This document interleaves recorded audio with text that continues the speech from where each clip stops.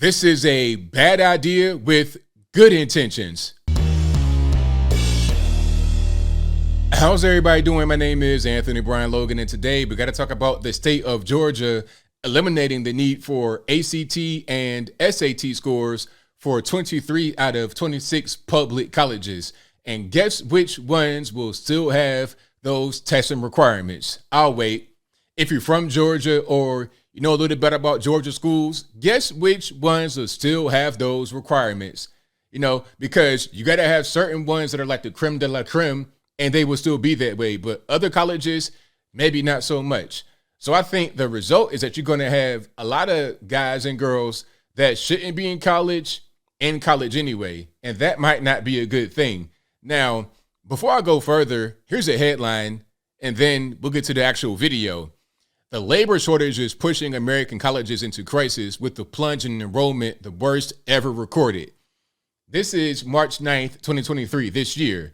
So I think this is a national problem that's going to affect Georgia and all other states. So what do you do when you have very low enrollment and you're losing out on that good student loan money backed by the federales? Well, hey, make it easier to get into college, lower the barrier to entry. Now, that might be a good thing for some that really want to get into college, but it's going to be a bad thing for those who want to get into college that shouldn't be there. Okay, they might be there for a year or two and then flunk out. Now, before I go any further, let's get into the actual video here from 11 Alive out there in Georgia. You see the headline right here. Georgia won't require SAT and ACT for 23 of 26 public colleges. And it says at the subhead, Regents voted Wednesday to let students apply without the test through the 2024 and 2025 school year.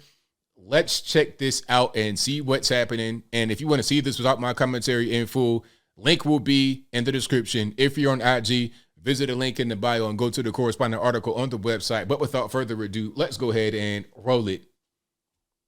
And new at 5, students applying to college in Georgia likely won't need to submit college admission test scores. Think the ACT and the SAT, a lot of those that we had to take, right? Well, those tests will now be optional at most public Georgia colleges. And the changes come as many colleges here in the Peach State are struggling with enrollment and financial bottom line. So tonight, Joe. There it is. Didn't you hear that? They're struggling with enrollment and financial bottom line. So what do? Increase enrollment by any means necessary. Getting no regular Tom, Dick, and Harry's on them fast foods, signing their life away, getting them out on their debt on their back to go to these colleges to fill the seats with useless, empty. This is a mess. Let's continue. Ripley has reaction from parents to this new optional test approach. Leanne Elsa's youngest daughter is set to graduate this spring from DeKalb School of the Arts. She only took the SAT once and did pretty well. About half the schools were requiring it. The University System of Georgia Board of Regents is now making college admissions tests like the SAT and ACT optional when applying to a majority of the state's public colleges and universities. There's kids that have not been identified as having maybe a slight learning difference, and they could be absolutely gifted. And that test is really not a slight learning difference. What does that mean? Explain that a little bit further. You talking about somebody that's disabled, learner disabled? Like, what are we talking about? If you have some kind of disability or you might need extra help, should you be in a college paying an arm and a leg and your firstborn child to attend? I'm not really sure you should do that. Accurate measure in any stance. There will be college testing requirements at the University of Georgia, here at Georgia Tech, along with Georgia College and State University in Milledgeville. You got in anywhere between 120 to 270% as often.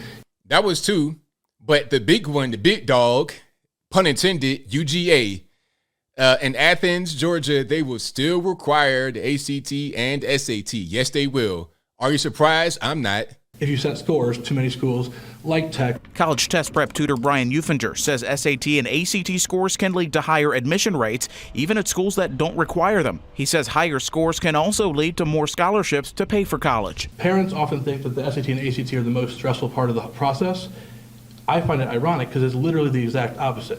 If you got a bunch of C's freshman year, you can't go fix those. The University System of Georgia became less restrictive on test score requirements during the pandemic, but says college applications dropped when testing became required. Now, let's pause for a minute, though, because the thing about those, your grades in high school don't always matter, because I did a story about Baltimore, and there was a graduation at one of these little academies that was really bad area. The valedictorian during the online ceremony was reading some kind of speech or something, and she was struggling to read. The valedictorian was struggling to read. So valedictorian, what does that mean? You're getting straight A's, A's and B's, you're getting good grades, right? But you're struggling to read. Just because you get good grades at a school does not really mean much. Not all the time. Sometimes it does if you go to a really good school. But if you go into one of these hood schools where most of the kids can't read and you're getting straight A's, what does it actually mean when you go out there to the real world where you're not graded on the curve like the way you are at one of these bad schools? The SAT will let you know where you are. You might be functionally illiterate and not even know it until SAT time. The latest state budget will cut $66 million from higher education due to enrollment declines and its funding formula. It's definitely a business decision, butts and seats decision, and it's a financially wise decision. They did that because they're having a hard time filling. Leanne Eltz says she has no problem with the university system no longer requiring test scores for admission. She has enough to worry about with her daughter yet to make her college decision. We're still waiting. In Atlanta, Joe Ripley, 11 Alive News. They're still going to have it at the big dog. Like I said, pun intended, UGA and Georgia Tech. These are the two biggest spots. These are the schools that matter to a certain extent in Georgia. A lot of the other schools, so what? Let's just get a bunch of bodies into these schools, get them on student loans, and they're not really going to be able to pay, so we can have higher enrollment. Therefore, we can get more funding.